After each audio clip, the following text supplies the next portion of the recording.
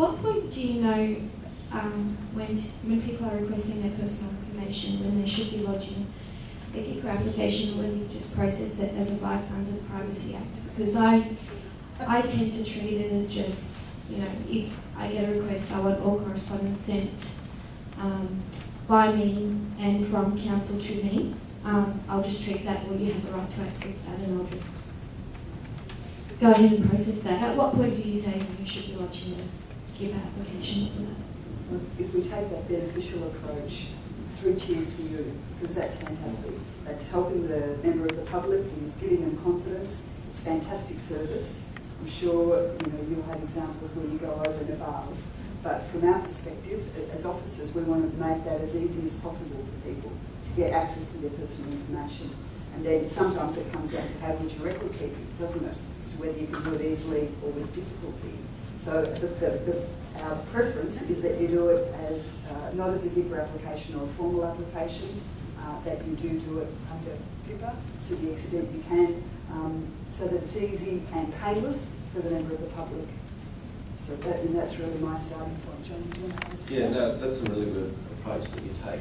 Look, I'm going to put the cat amongst the pigeons here and say something that I often wish to say and don't always say, is that in a lot of these instances, you don't even need legislative schemes.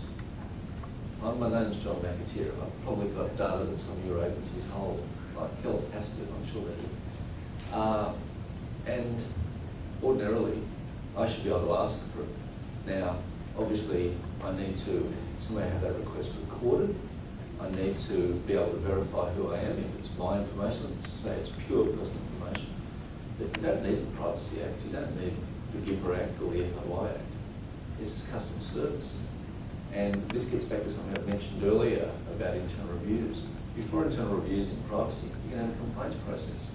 And whether that's as robust as something Bruce Barber might require, or whether it's something just like, you didn't give me my documents, please give them to me. Well, that's a complaint and a request. It can be something like that. You don't have to do an internal review. You have to say, well, we can't see, we give this person their documents. Can't see any evidence of it. Let's get the documents yet, they're fine. We verify who he or she is yet, fine, okay, there they are. Done, over and out. Don't even have to record that in your annual report as a review. And it doesn't expose the agency in any way. The main thing is just to be sure that the person who's receiving information is the person to whom it relates. That's the only flag I say as a way. But in some instances, it might be better to have some form of application. PIPA doesn't provide a form. There's no requirement for writing. I know with telecommunication companies and things like that, a lot of things are done by telephone call, email, SMS. Okay, the email and SMS are records, so you can say they're an application, but we sort of need to, move beyond that and just engage in customer service where we can, all right? The reason that there's a legislative regime, as I understand it, is there's the cultural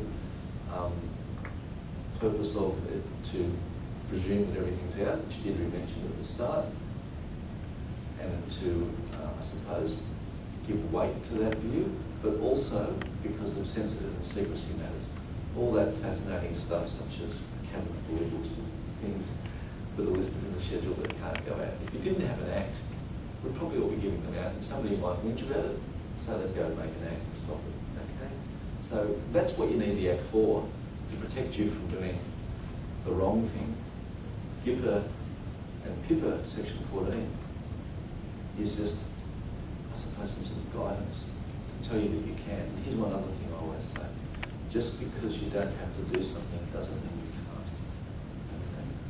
So, think about that. Now, I realise we all work in large organisations. Those organisations have culture, they have history, they have attitudes to, different attitudes to client service. The Ombudsman was mentioned earlier.